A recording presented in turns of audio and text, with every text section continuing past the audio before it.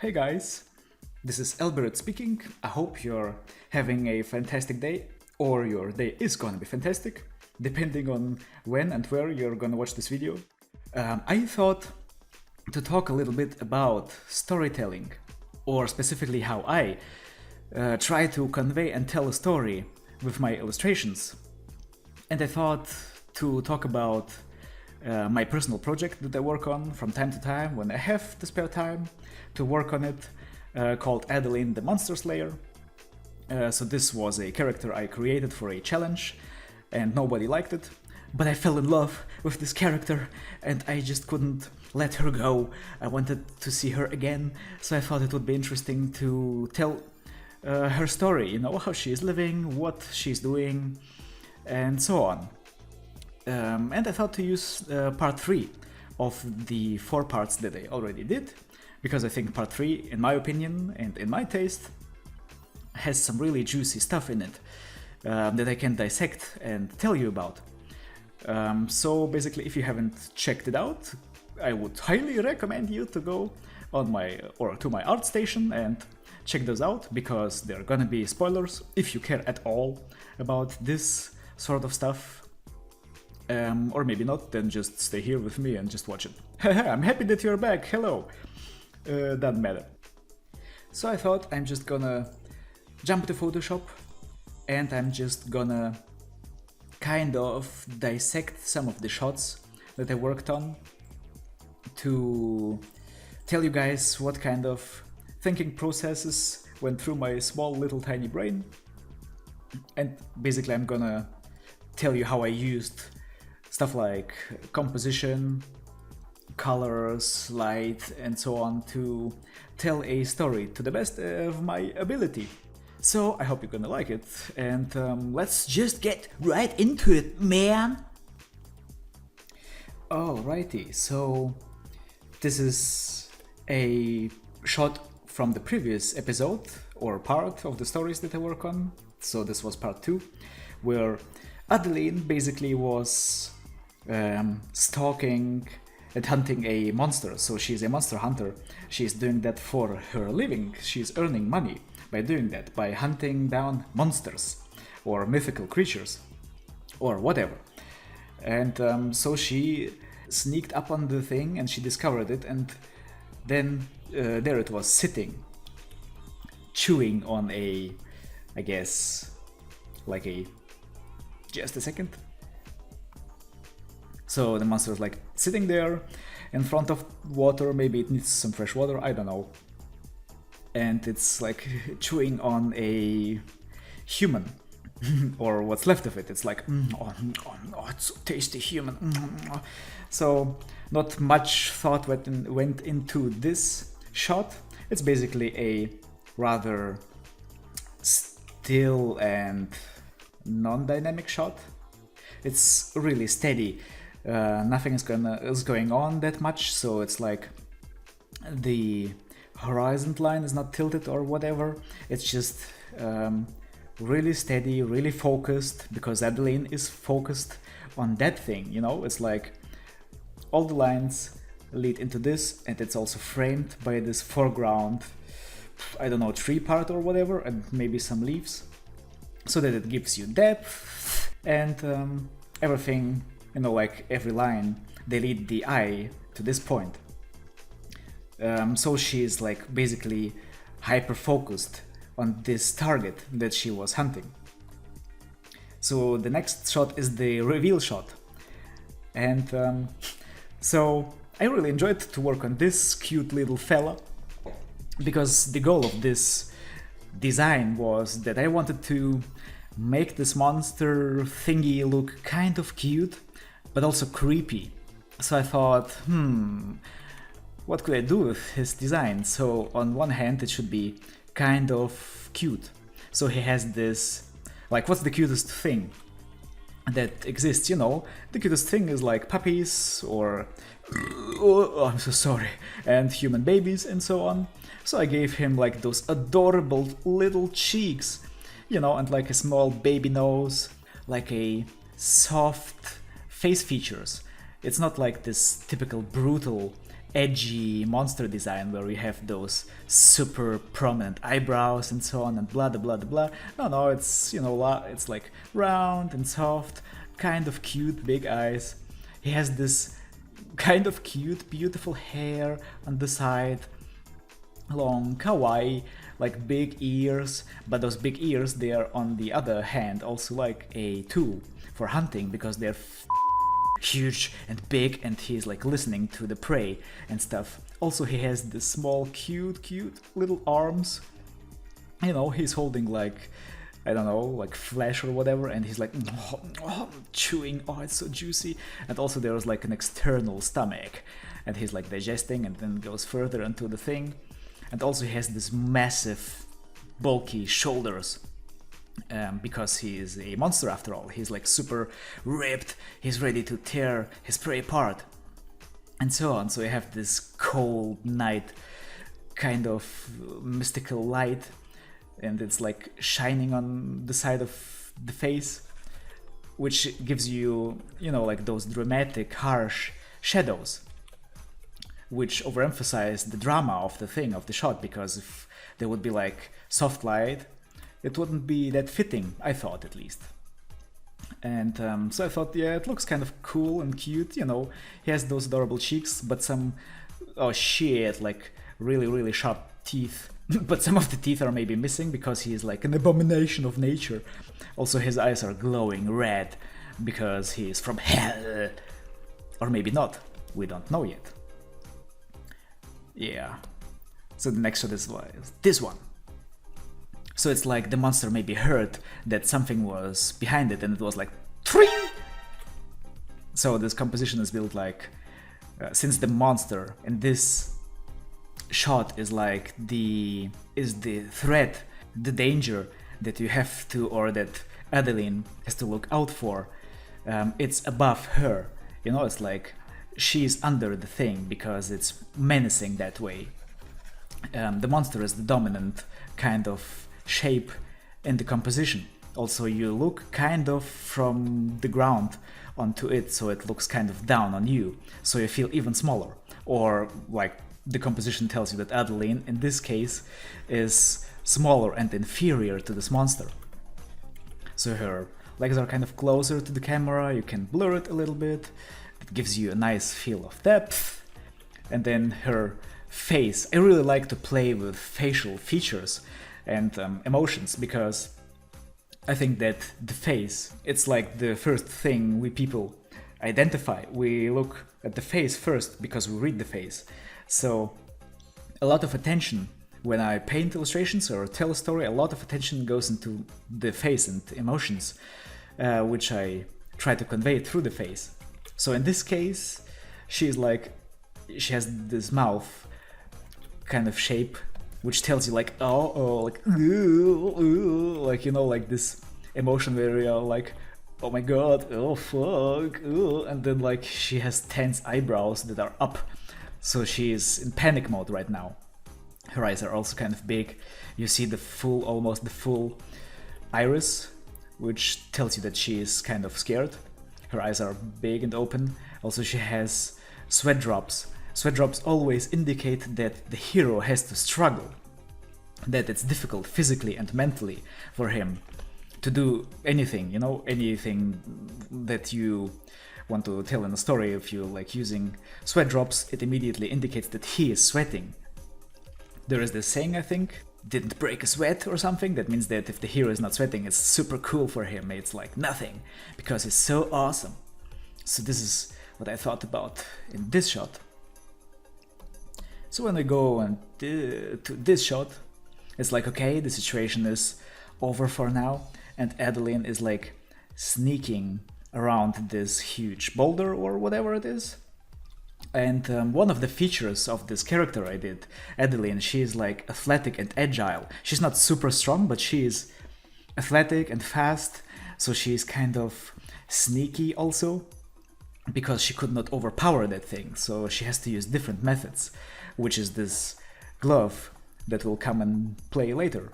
So she is kind of sneaking really low above the ground, so it's like almost like hovering, maybe like a puma or a panther in the night. Her face is still kind of tense, still sweat drops and stuff, so monster didn't notice her, and he's like continuing tastily chewing on a human arm. Oh, it's a tasty human arms, I like it. So that's also nothing really special. In this shot, she's just behind this tree now, and she's igniting her glove, which has those dry leaves of a plant, and if you kind of ignite them, then they release this gas that is kind of poisoning the monsters or intoxicating them so that they are getting confused and stuff, which you're gonna see in the next shot. So she's like using a fan that is attached to her hip to generate like wind or whatever, to direct the smoke towards the monster that she's hunting. So she's like using a fan, and still a tense face. It's not that wide, like her eyes are not that wide open now, but still she is hyper focused. And then there is this cute shot. So the monster is like, tasty human, oh yeah. So it's like chewing on the thing, busy with the like dinner. And then like if you pay attention, the posture, it's kind of relaxed, you know, it's like hunching down towards the prey, or the piece of the thing that it's holding in its tiny cute hands.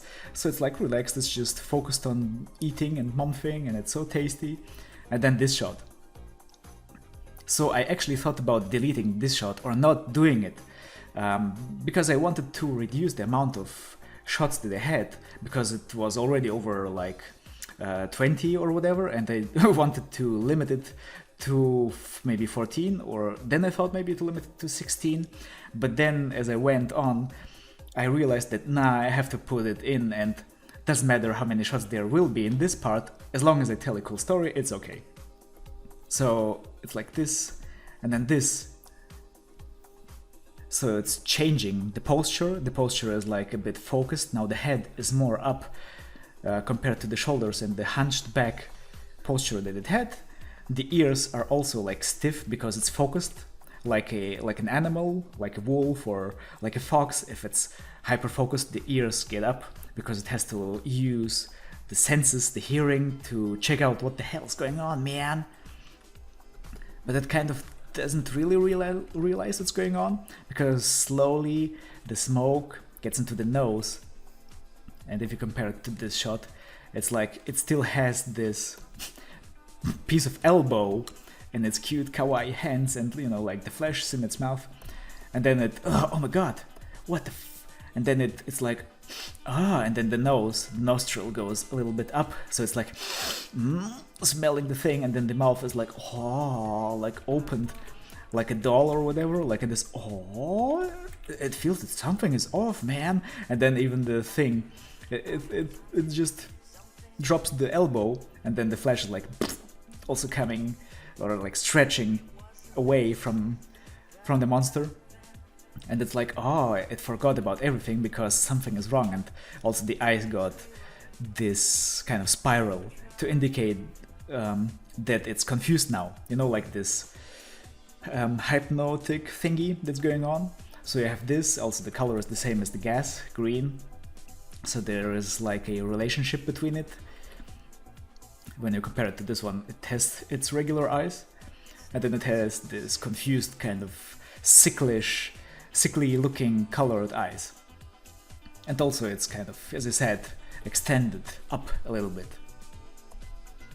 And this is like the next shot, it's like, it's like, so powerful. Adeline is like jumping towards the thing, so everything is blurred. She's coming from this direction, which is actually in the golden ratio aspect. If you would divide the canvas into, I guess, like 3x3 parts, these parts are where you would have to put your focal point. It's like a rule of composition. It makes the composition look aesthetic. And also, since the movement is going this way, you have to have space here, because if I would turn her this direction and here would be the face, or like the face would be, I mean like the face would be here, but she would look this direction, there wouldn't be that much space, which makes the composition feel claustrophobic and closed and no movement. Like it indicates there is no movement because there is a wall, literally the wall of the canvas or the frame.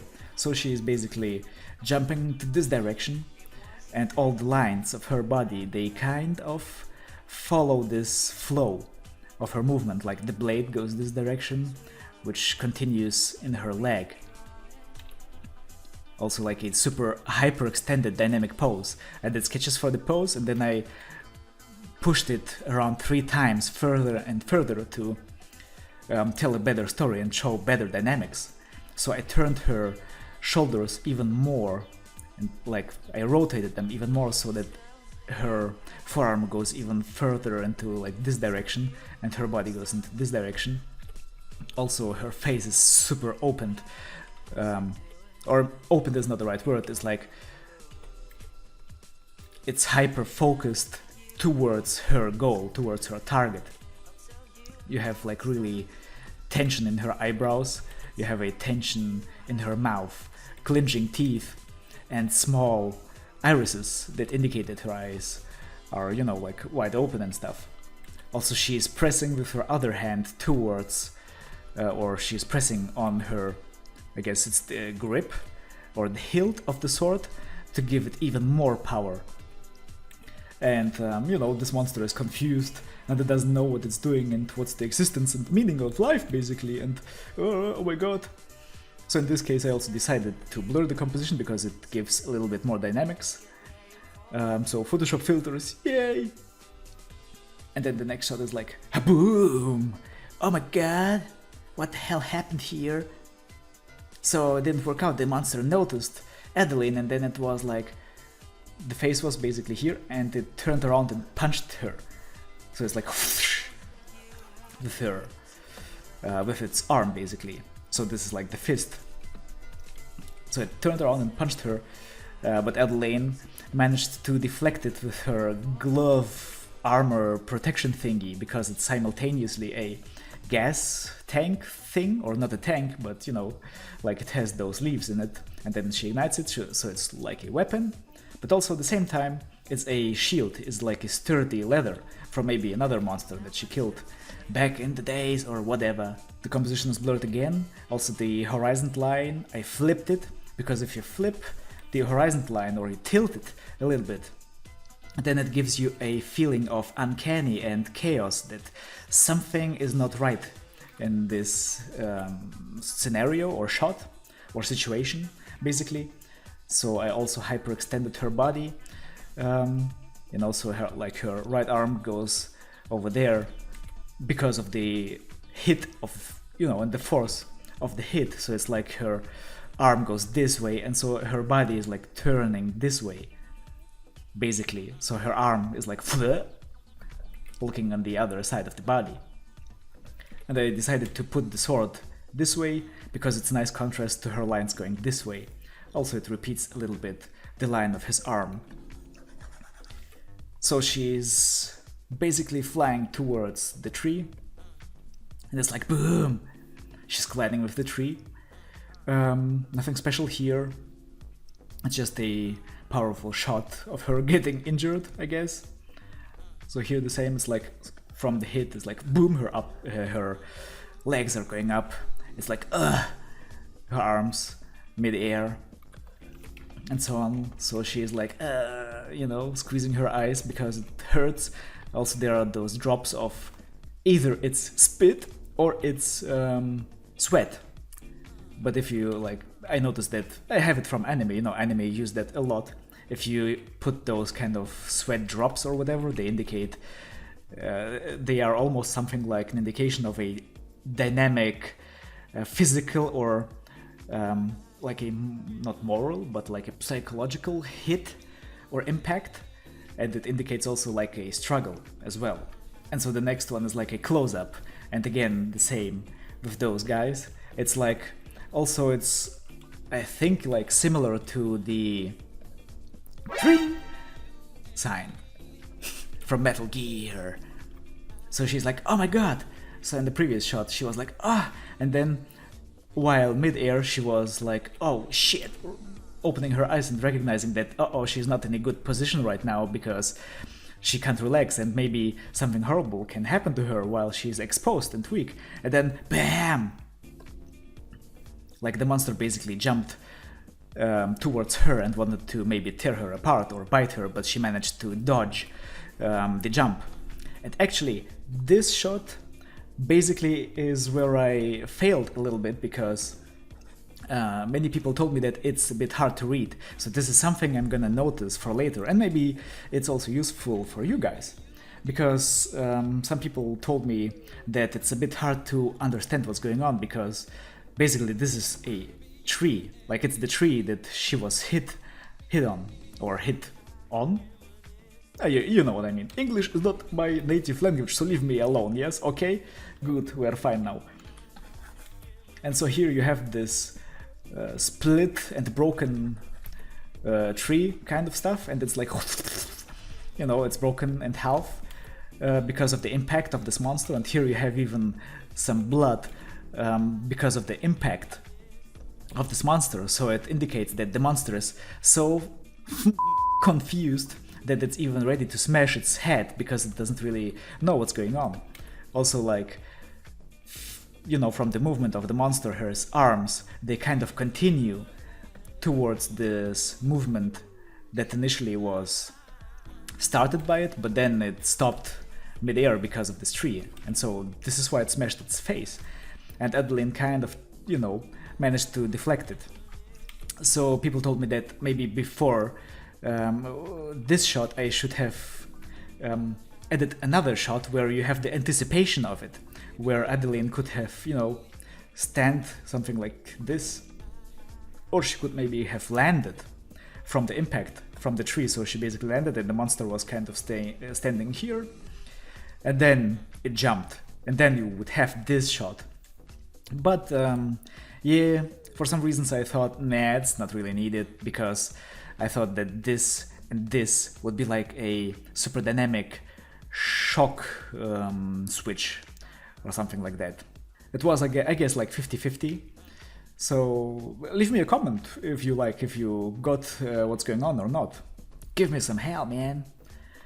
So this is the next shot, where you have it like from the ground as well, to make it a bit more dramatic. So she's jumping towards her sword, panic in her eyes, not really having the situation under control. She's jumping like from this like spot or situation here, and the monster, you can see that, you know, the tree has some blood stains from the monster, so you have also those kind of, I don't know, sticky things coming from the mouth of the thing, so it's like putting its face away from the tree, but then you have those like, I don't know, blood stains or maybe purple stains or whatever, so the monster is still confused, a little bit panic mode in the monster as well, like an open mouth, wide eyes. It doesn't really know what's going on because it's confused now by the poisonous gas that Adeline used, but it's still already ready to continue the fight. Like, it's not lying on the ground, it's partially lying on the ground, but then the arm is already up in the air and it's turning towards her to continue the counterattack. And then you have this shot. I thought a lot about how Adeline is gonna fight, and I had this vision in my head that it's like her fighting, it should look like almost like a acrobatic dance or whatever, like a dance close to capoeira, maybe some gymnastics and so on. So she is kind of evading the hits, but then simultaneously she is also hitting the monster with small kind of like knife slices. So all the lines, you know, like they go this way. She is also flowing with the hit of the monster, which goes this way. So the shot is also kind of steady. The horizon line is not really tilted here. so that you have a clearer shot what's going on. But for me it was important to overemphasize this flow of her body and this flow of the monster's punch.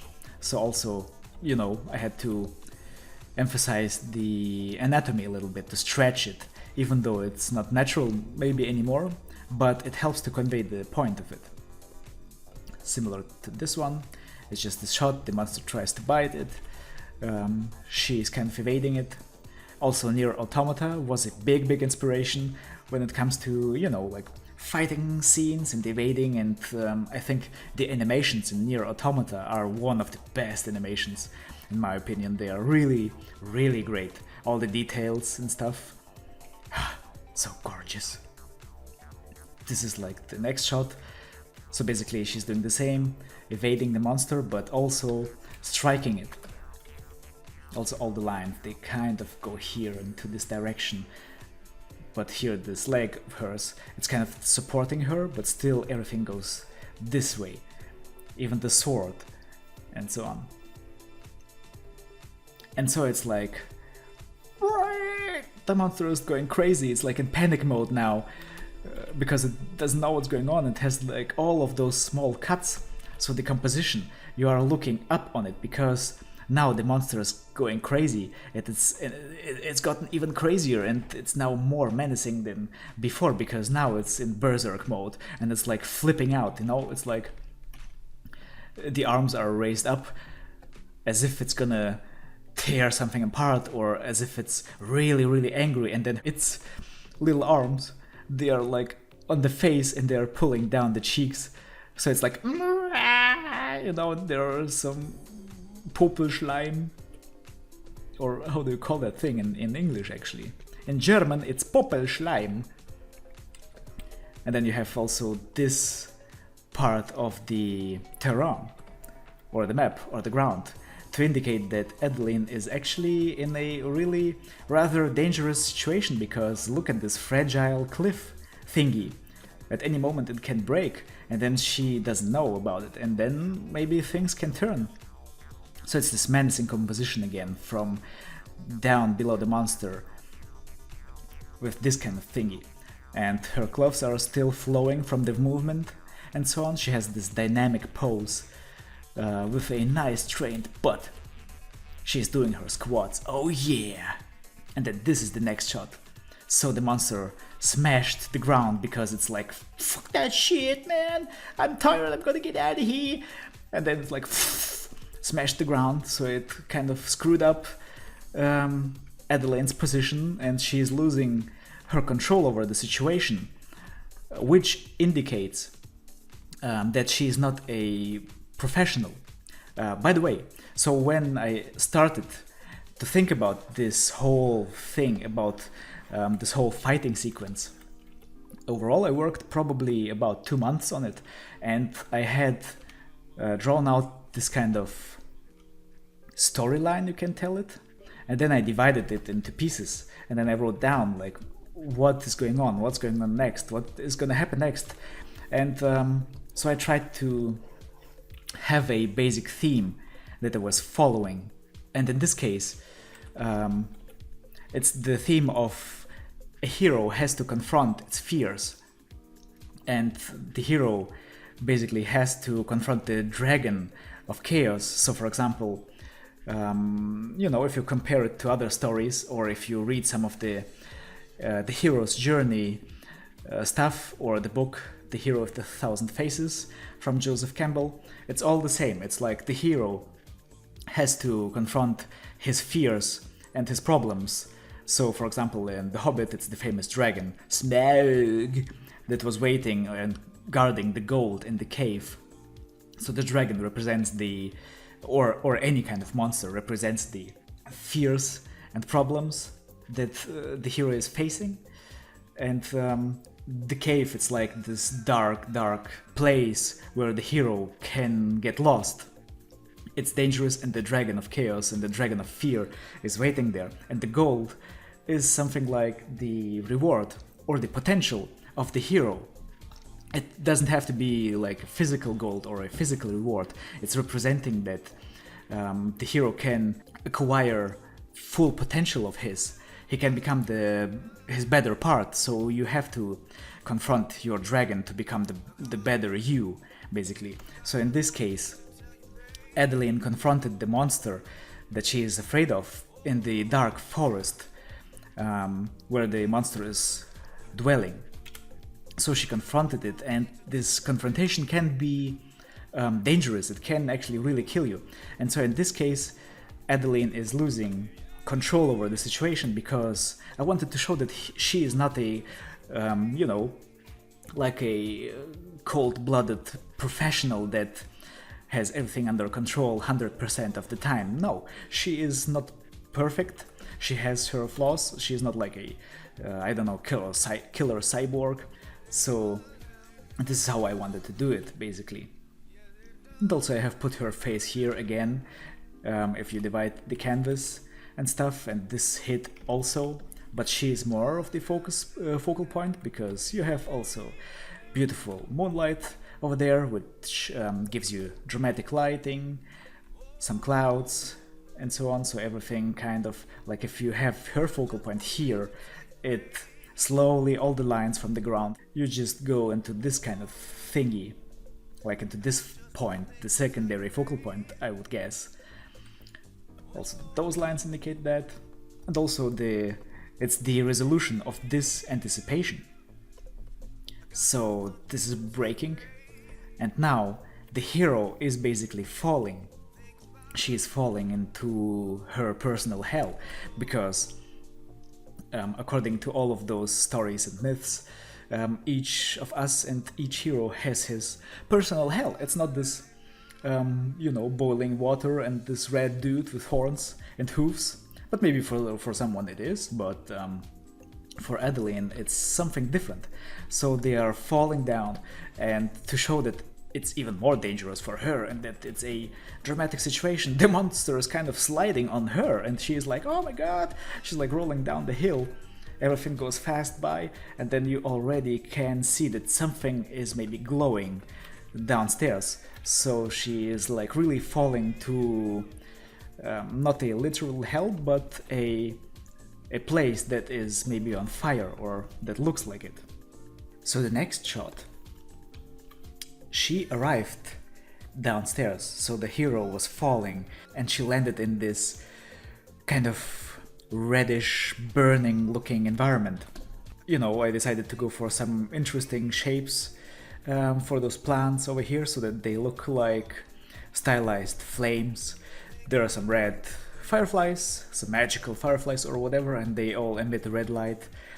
Those planes emit red light, so that it looks basically like as if the place would be burning, or it would be on fire.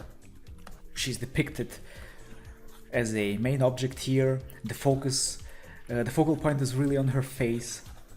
She's the dominant object in this composition.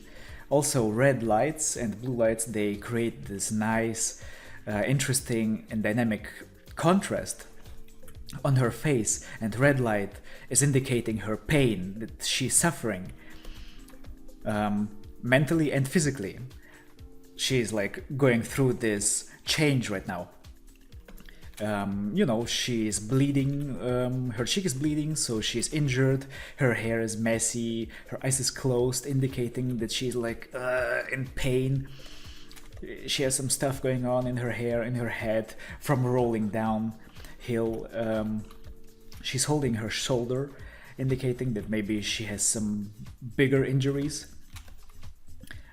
She's kneeling on one knee, basically, but she hasn't given up completely yet, so she still is fighting. And for this pose, initially, I actually sketched her. I think I remember I did a pose where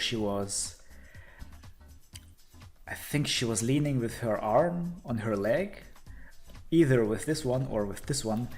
But then I decided to not do that, because it looked like a relaxing pose, as if she was relaxing. So when it comes to body language and stuff, I would advise to kind of pay attention to those small details, because they all play a big role in how you tell a story. The body posture and you know, the decisions that you make in terms of where you place what, they play a huge difference. And so I decided to rest her arm. It's like hanging there because, well, she's injured, she has some pain in her shoulder, which gives it more drama basically, and I have decided to put her left arm on her shoulder because I think it was resting here. It was her left arm with her fingers resting like that, as if she was tired, but it looked in the end as if she was just, you know, relaxing, taking a break. But this one is, this pose indicates more suffering, and her arm is hanging powerless. So, you know, she landed in her metaphorical hell. Everything is burning, and she's basically struggling a lot. Also, I decided to remove her helmet, so on her way downstairs to this place, she lost her helmet somewhere, which immediately raises the stakes and it raises the danger now. It adds up this tension because she has no head protection anymore, she has no headgear. So she has to be extra careful from now on. So the next shot, the monster is struggling as well, so I wanted to indicate that the playing field is kind of level, it's kind of the same for both, so it's kind of fair. You see that she still has a chance, and that the monster is also pretty much fogged from the poisonous gas, because it's still kind of, you know, the eyes are still glowing with this sickly greenish light, and it's dripping, you know, like blood, and rests from its dinner, and it's like full of scratches and slices, and it's like I don't want to do anything, and it's also burning, it's also engulfed in reddish flames, and a steady shot, steady preparing and anticipating the next move from the monster, because the monster is like turning towards her, composing itself to make the next strike or attack. This is the next shot. It's like the monster decided to counterattack with its final power and then just smash that little person over there. So in terms of composition, she is small compared to the monster, because the monster in this case is super menacing. It's the final challenge, it's the final dangerous thing. So she is again in those golden ratio kind of composition stuff. But she is small compared to the monster. The monster with its claws coming towards her, indicating the movement. Also, it's, you know, it's even more threatening and frightening in terms of her situation. Everything is blurred because it's, you know, dynamic. The camera is also flowing with the monster. You have like this bluish moonlight kind of thing to indicate, yeah, that they were coming from there somewhere. And in terms of body language, so Adelaine's arm is kind of hanging, you know, to indicate that she's really exhausted. It's kind of hanging, but she still has this arrow shape overall, arrow silhouette, to indicate that she still is dynamic. She still has power and the strength to fight for her fate. Her back is a little bit hunched because, you know, after all, it's still kind of hard to even, you know, stand and to have the composure to face that threat. But then her sword is still up. It's not hanging there somewhere. It's still up, ready to attack. And she has a wide stance, which indicates her strong character. And then this shot, everything is blurred in the background. It's this typical anime approach. It's like whoosh, Nani, whoa, and then you have this tension in her eyebrows. Like all the tension, all the lines, they go kind of this way to really indicate her physical struggle. She is like sweating because, of course, it's difficult. Mouth really wide open. Some blood over there and reddish lights to indicate her pain and burning inside, and the agony she's feeling. You know, her eyes are really wide open, and also there are some tears, some drop of tears flying around to indicate that she is still afraid and she is still suffering. She doesn't want to be there, but she has to be there because it's her job. It's the way she has to live, basically, even though she has her dreams, but she can't help it at this moment. She has to face it. She's like on the verge of crying maybe and breaking down, but still she's holding back, putting her last strength into her final attack or counterattack. And also we see her from below, so she is big. You kind of see up to her. And this is like the last shot where she throws the knife. No, it's a sword actually. So where she throws the sword into the face of the monster to deliver the final blow. And regarding the composition and the idea overall, I thought initially that maybe she could trick the monster, and then the monster could be like running towards her, but there would be some sort of spiky, sharp trees, broken dead trees or whatever, and then she would just jump away, and then the monster would be like penetrated, and then it would be dead. But I thought it's not fair. It's not really fair towards her character. And it wouldn't be the right way. It wouldn't fit to her character, basically, because still she's the monster hunter, she's the monster slayer, she is delivering the final blow, not some tree or whatever, but she's doing that. And her pose overextended to make it even more dynamic, to show the power that went into this throw. So she's really hyperextended, everything goes kind of like this direction. She's still burning, the environment is still on fire because the battle isn't over yet. And simultaneously you see the sunrise behind the monster, indicating first that, the battle took some hours maybe, or it took quite some time from the night that it started, and then it's already kind of dawn of a new day. Also some colors are nice that are resembling those colors over here. So you have a nice balance kind of stuff going on in the colors. So same with the composition, same grid kind of stuff going on. So her face is in this focal point, his face is also in the focal point, but still she is smaller than this element when it comes to the composition and canvas. So still at this moment the monster is the bigger threat, because we don't know yet if she delivered the final blow or not. Like, is the monster dead or whatever, or not really. So in terms of body language and stuff, so the monster was really like pushing forward fast and strong. So the throw stopped the motion of the monster, if it makes sense, because the throw was so powerful. So you see this extension of the elements going towards the sword, because the sword kind of hit here, or maybe the sword maybe hit here somewhere, and then the sword kind of moved the head away in the other direction compared to the motion of the monster. So you have this kind of extension going away from the monster's target. The arms are extended, the mouth, the face extended. The face is also like, the eyes are going the opposite directions to indicate that, yeah, the brain is basically dead. There is no thinking going on anymore, it's just shut down. Teeth are also like, the mouth is shut, it's like, okay, energy saving mode. But still the arms are facing or moving towards Adeline, because it's kind of still in the motion of the jump or last attack of the thing. So the arms are basically closer to us than the face from the impact of the sword.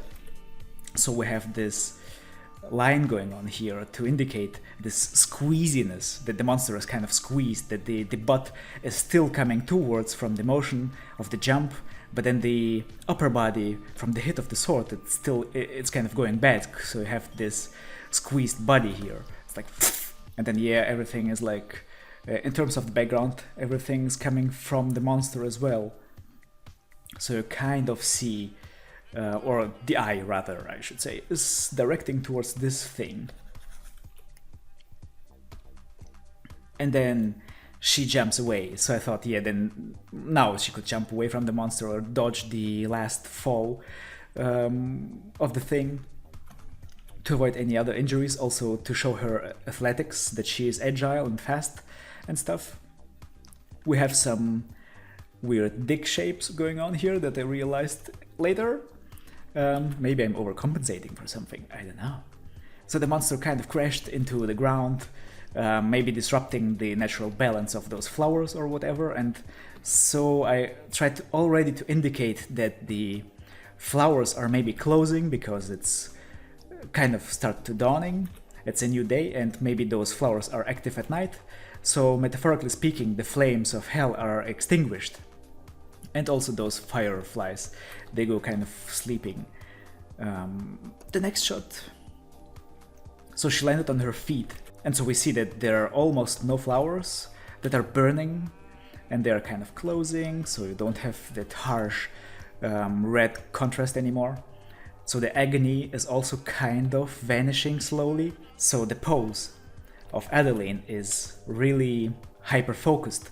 Her back is kind of extended. And she is also forming this kind of triangle, like this dynamic triangle shape that indicates movement and so on.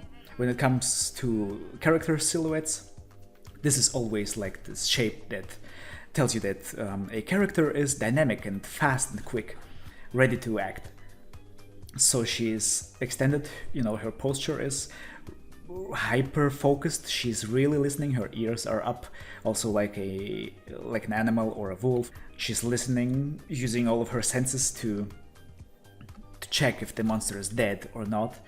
And then with her one knee she's kneeling because she is really exhausted, she has no power anymore, but then her other knee is still up because she still has power left to fight, and she could, jump away. And so she now is the bigger element here, above the monster, and the monster looks just like a pile of meat. It's like dead. It doesn't move. It's just lying there, kind of with the butt scratched and a bit smoky, because I thought it would look interesting. It's like it was hyperactive, maybe hot and focused, and now it's like psh, cooling down. Yeah, and this is the reveal shot of the final dead monster. You see kind of the sword in its head, there is no fire anymore in the eyes, also no hypnotic indications anymore, because, the spirit is gone. You see some earth, there are some wounds, and the eye is also somewhere around this focal point where it needs to be. There is some blood dripping, some blood on the ground maybe from the impact. It's like, oh no, everything is dirty. And so basically the lights are out. And now she's like, ugh. She just plummeted into this pose where she is like, ooh, like completely relaxed. So her shoulders are kind of hanging there, relaxed. She doesn't have to fight anymore, at least for today. She's starting to let go her hyper awareness and focus because it's not needed anymore. Her eyes are also more relaxed. You see those, like there is still a little bit of tension there because she's like, oh no, I can't believe I did it. It's like, oh, so it's not completely relaxed, but still her eyes are not that wide open anymore. They are half closed because she's finally, she just wants to go to sleep. And also like an indication of the environment that those flowers are closing. So basically, as I said, the metaphorical hell is over for her. She is not suffering anymore, at least mentally. And so you see behind her head an indication that a new day starts to appear, which I thought looks kind of interesting because, metaphorically speaking, she made it possible to face the sun, to face the new day. She defeated her inner monster, so to speak, so that she can face the new day. She is worthy of living on. So here, just a shot to show why the hell she did that anyways. So she has like a small knife and she cut it open, the monster, to harvest like an organ. It's like a magical organ that is worth a lot of money. and she gets paid for it really well. It's like a bounty, and if you can bring that organ without getting killed or eaten, it's like, whoa, cool, it's really, really a lot of money, and she needs that money. So she is kind of opening it, you know, her hands are dirty because it's a dirty job, and it's kind of disgusting, and she is disgusted by it. It's like, ah, my god, you know, if people are disgusted, they sometimes, you know, they squeeze that nostrils a little bit up and one cheek, and it goes kind of on top of the eye a little bit, and then the eyebrows are also tensioned, but they go from down to up, indicating sadness, or not being happy, instead of if they go from down to up, or like that basically, which indicates anger or the readiness to fight or the readiness for action. And her mouth the same, like when people are disgusted, they have often this kind of, they show a little bit the teeth, and one of the angles of the mouth often drops a little bit, and then the lower lip gets a little bit, we kind of tend to move it forward, or it squeezes kind of forward, so that it forms this disgusted looking mouth shape. So she's really disgusted by her job in terms of storytelling.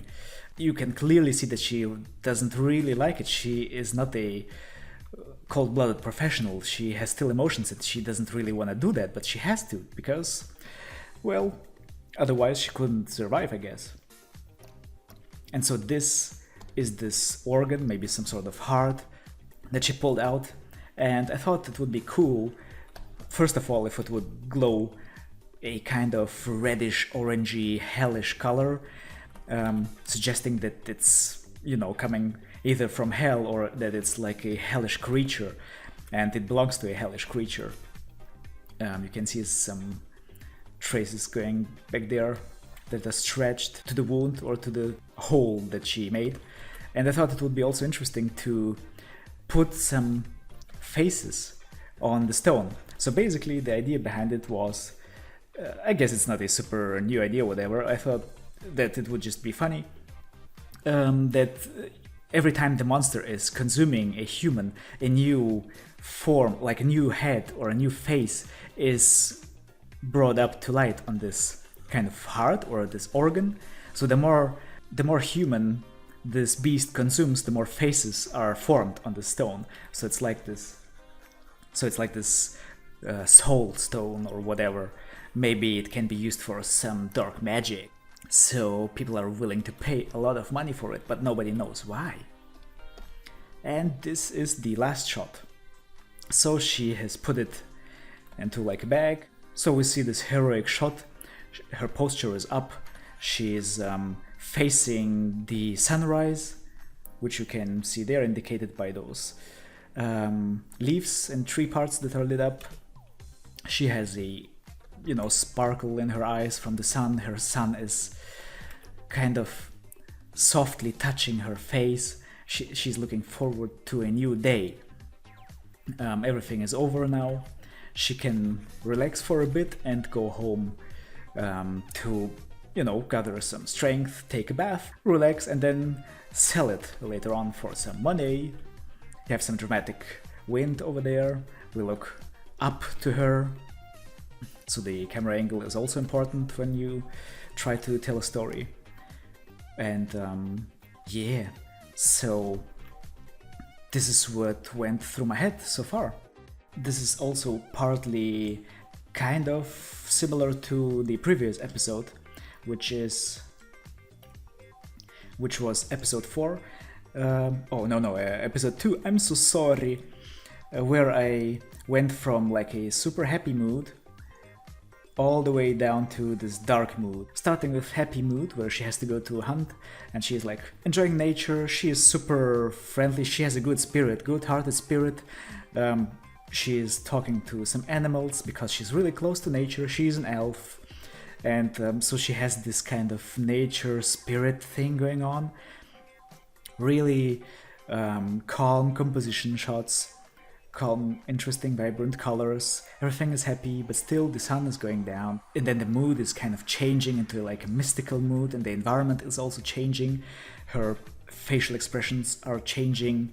so the environment gets twisted and so on. She's reading the traces of the monster, and there are some small indicators if you pay attention, like there are some flowers, but then the flowers that the monster has stomped upon, they are kind of rotten. They rot away from the evilness of the monster. And then it continues with this village shot, and then it becomes gray and not so happy anymore, and then you see some, oh my god, oh what's that, some crows, there, oh no. So the mood is changing and it gets super serious right now. You have some scratches, some shit happened here, like that's a corpse, oh my god, and then crows are eating it. Crows are indicators of death. So I thought it's kind of, it's well placed. And then you just see her silhouette over here. Here you have a shot where you don't see her face at all, you just see her glowing eyes. And when you usually don't see like a face when it's not lit, that's also a metaphor for that, you know, the light has abandoned the face or the world of the protagonist, of the hero. So this is why his face doesn't face any light, and it's not lit proper.